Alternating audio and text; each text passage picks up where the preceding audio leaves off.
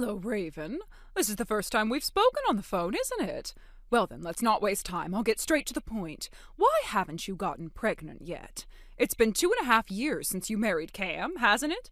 You know, there's an old saying, if the wife bears no children after 3 years, she must be sent away. So listen carefully. If you don't conceive within the next 6 months, I'll have no choice but to insist on a divorce. Understood? Linda? Wow, it's been a while. Hello.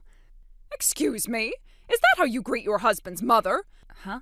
You will address me properly as mother. Don't go thinking we're equals just because you managed to marry into the family. You can't even get pregnant, and yet you dare to speak to me so casually? How unbelievably arrogant. Sorry, I just thought, since you're technically no longer my mother-in-law, it might actually be disrespectful to call you that, so I thought I'd use your name instead. What? That is outrageous. How dare you? Not your mother-in-law. You think you can strip me of that title? So I'm not wrong, then? You insolent little... Look, I think you're confused. Cam and I are already divorced. It's been a while now, so you're not my mother anymore. What are you saying? Hasn't Cam told you anything? Oh, what nonsense are you speaking? That's not the kind of tasteless joke you should be making. It's not a joke. I'm being serious. Well, honestly, given how you failed to get pregnant all this time, it wouldn't surprise me if Cam was getting impatient. Still, you don't joke about things like that. Are you even listening to me? Anyway, here's the bottom line. 6 months. That's how long you have. If you're not pregnant by then, you will be divorced. I'll make sure of it. But again, I'm telling you, Cam and I have already divorced. Don't you dare make excuses, you good-for-nothing daughter-in-law. Let me say it one more time so it gets through that thick skull of yours. A wife who cannot bear a child after 3 years must be cast out. You have 6 months, no more. Do you understand me? I can't believe this. How many times do I have to say it? I am no longer your daughter-in-law. Cam and I are over, divorced, done. I just want to hold my grandchild already. Stop wasting time with these ridiculous stories and get pregnant. Would you please just listen to what I'm saying? Don't raise your voice at me. You are absolutely infuriating. Excuse me? Now listen carefully. You've got 6 months. Make the most of it. Do whatever it takes. Get serious about having that baby. Raven, it's been 3 months since our last conversation. Are you still not pregnant? Unbelievable. If I don't reach out, I never hear a word from you. What kind of behavior is that? It's been a while. I really have to ask, what exactly do you think you're doing? Excuse me? That's what I should be asking you. What happened to your promise? You said you'd stay in touch regularly if we agreed to dissolve the cohabitation, and now, radio silence? Wait, hold on a second. Dissolving the cohabitation? You mean when I moved out half a year into the marriage, after you made my life a living nightmare? Don't twist this around. No, let's get the facts straight. Cam and I are divorced, so obviously living together wasn't going to continue. And to be honest, staying in regular contact with the family of an ex-husband, that's not just awkward, it's completely irrational. Oh, you're still on about that. Still? I'm talking about reality. The fact that you keep pretending this marriage still exists is what's baffling. Cam and I are done, legally, emotionally, completely. So that's it? You're just going to throw away your obligations? What kind of woman breaks a promise to her mother-in-law and thinks that's okay? You were raised without a shred of honor, clearly. Again, for the 100th time, I am no longer your daughter-in-law. I don't owe you anything. I told you before I won't entertain that nonsense. I'm giving you a chance to avoid divorce, and yet you're just tossing it away with your selfish attitude. Enough. I have seriously had it. Do you even hear yourself? You'd better listen carefully, Raven. A wife who bears no child after 3 years must be sent away. That deadline is just 3 months away. If you want to stay married to Cam, you'd better get pregnant before then. Okay, you know what? I think I'm officially done being polite. What was that? How many times do I have to tell you? We're already divorced. We've both moved on. I'm not some reluctant bride waiting for your approval. I've started a new chapter in my life, and it doesn't involve any of you. If you're so desperate for a grandchild, maybe you should shove your precious brain-dead son into a new marriage and pray someone else will put up with this madness, because I sure as hell won't. What are you saying? Exactly what I mean. You're obsessed, delusional, and I am done indulging it. Goodbye. Raven, today marks exactly 3 years since you married into this family, and what do we have to show for it? You still haven't gotten pregnant, and after promising to stay in contact 3 whole months of silence, not one message. Oh, great, it's you again. Still clinging to that title of mother-in-law, huh? You're really just a meddling old hag with a hearing problem and a superiority complex. How dare you speak to me that way? You are unbelievably rude. Frankly, you should consider it an act of charity that I'm even using polite words with you. Unbelievable. You are an absolute disgrace. A defective wife who couldn't even produce a grandchild. If you can't get pregnant, then divorce my son and be gone. Fine, I wasn't going to say anything, but here it is. I've been married for 2 years now to someone else, and we have a child together. What? You married? That's right, 2 years ago. And we have a baby, 6 months old now. A baby? What are you saying? You heard me. I have a 6-month-old daughter. Naturally, she is no relation to you. What is this nonsense? Cam never told me anything about a divorce, let alone this. I saw you at that family gathering 7 months ago. Did you now? You're aware I have a twin sister, right? Oh, yes, she was at the wedding, wasn't she? Right. Well, I moved away the same day the divorce was finalized. Haven't returned once since. So whatever Raven you met at that gathering wasn't me. Then who? It was my twin sister Amy.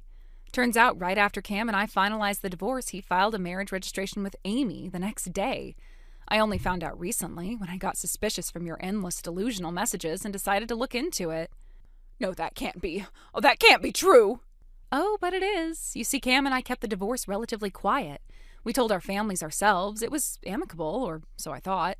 Just incompatibility and lifestyle differences. But behind that facade, he was having an affair with my own sister. This is insane. Trust me, when I found out, I nearly fell out of my chair. I had no idea. None. Not until your obsessive messages prompted me to do some digging. Then that means the woman Cam is married to now is Amy, my sister, your supposed daughter-in-law.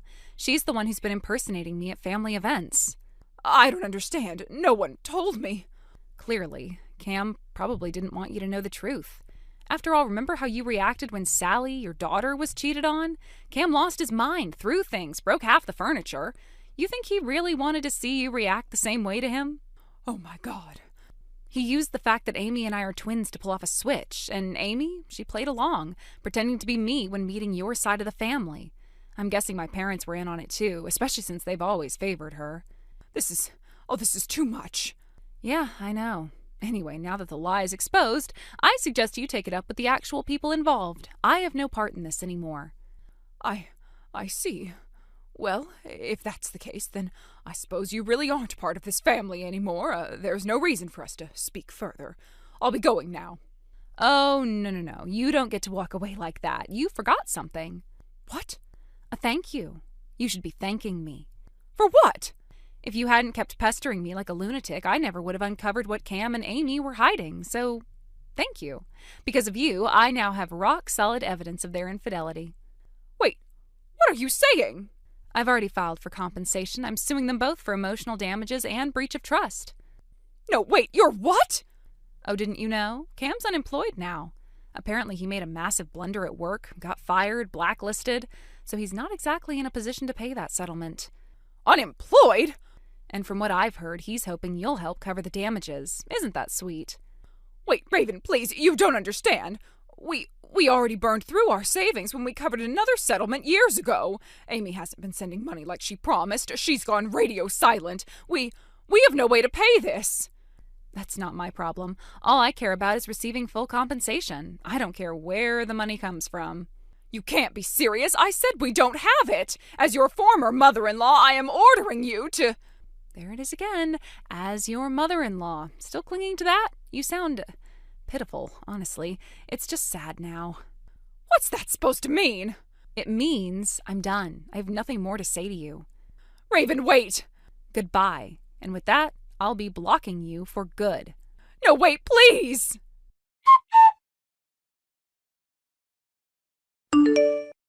I found out what happened afterward through a friend who still lives near my ex-in-law's place. She's been keeping an eye on things from a distance ever since everything fell apart, and let's just say what she told me was more dramatic than I could have imagined.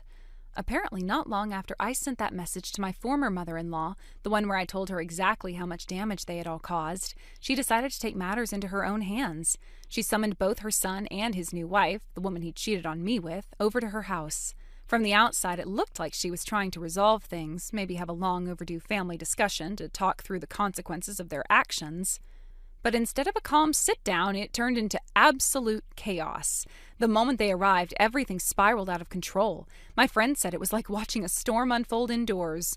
First, the shouting started, so loud that people passing by on the street paused to listen. Then it escalated. The old dining table was flipped over with such force that the legs cracked, and chairs were hurled across the room like weapons. At one point, glass shattered. No one was sure whether it was a vase or a window, but it exploded with such violence that a few of the neighbors actually screamed. People started running out of their homes to see what was going on, and when the noise didn't stop, someone called the police. Yes, it got that bad. Police officers actually had to show up and break up the fight. Can you imagine? The same woman who once cared so deeply about appearances, who judged everyone around her for the smallest of things, had created such a scandal that the whole neighborhood was talking about it. Eventually, after all that chaos, my ex-mother-in-law told them point blank that she was done. She wasn't going to pay their legal fees, she wasn't going to step in and handle things, and she sure as hell wasn't going to help them clean up the mess they had made. In her own words, she said they were on their own and that she was cutting ties. Just like that, she disowned them both and walked away. But it didn't stop there. See, the thing that really broke her wasn't just the betrayal, it was the public shame. My ex-husband wasn't her only child to go through this kind of scandal. His older sister had also ended her marriage due to an affair. And now, with her son doing the same thing, the entire neighborhood started whispering about how both of her children had brought disgrace to the family. It was all over the block, how the siblings had followed the same destructive path, ruining marriages, hurting innocent people, and dragging their family name through the mud. She couldn't take the humiliation, not after spending her entire life building up an image of the perfect family. So a few weeks later, she packed up and quietly moved away. She didn't say goodbye to anyone, she just disappeared, leaving behind a house full of memories and a reputation in ruins. My friend said she saw the moving truck early in the morning, like she was trying to escape before anyone could see her go. And then, of course, there was the fallout from my ex-husband and the woman he left me for. With no support from his mother and the mounting legal pressure from the compensation claim I filed, they both fell headfirst into financial disaster. My ex-husband still had outstanding debts from our divorce, and now he had to cover this on top of everything else. Loans started piling up, payments were missed, their once cozy little life started to crack at the seams. The new wife, who thought she'd won by taking my place, was now stuck in a nightmare of her own making. She was no longer the center of attention, no longer the one being praised. Instead, she was just another woman trapped in a relationship built on lies and debt. And I'll be honest, when I heard all this, I felt something inside me shift. It wasn't joy, it wasn't even satisfaction, it was clarity.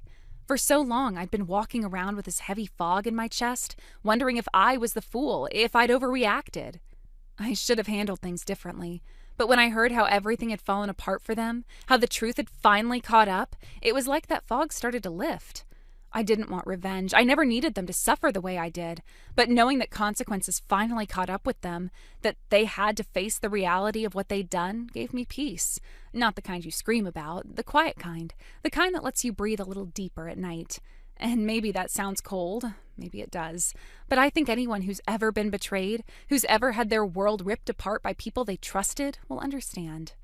I also think it was important for my ex-husband to hit rock bottom. He needed to realize that you can't just walk through life taking what you want, hurting who you want, and expecting someone else to clean up your mess. And she, the woman who helped him destroy everything, I hope she finally understands that taking something that doesn't belong to you doesn't guarantee happiness. Sometimes it curses you instead. Thank you for watching and listening. We hope you enjoyed the video. Don't forget to like this video and subscribe. Also, feel free to leave a comment about what you thought of the story. We look forward to seeing you at the next story. Thank you for watching. Please subscribe and hit the like button. See you next time.